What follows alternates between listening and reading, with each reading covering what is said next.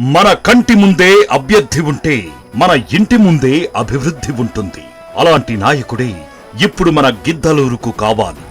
అన్నా అని పిలిస్తే ఆత్మీయంగా పలకరించాలి. ఆపద అంటే ఆలస్యం చేయకుండా మన ముందు వాలాలి. మనలో ఒకడిగా ఉంటూ మన కోసం పని చెయ్యాలి. ఈ సుగుణాలన్నీ ఉన్న నాయకుడు ఒక్కరున్నారు. ఆయన పేరు ముత్తుముల అశోక్ రెడ్డి. ఆయన గిరిగీసుకున్న ఊరు గిద్దలూరు. మన సమస్యలు తెలుసుకోవడానికి నేరుగా మన గ్రామానికి, మన వాడకు, మన కాలనీకే వచ్చే ఏకైక నాయకుడు.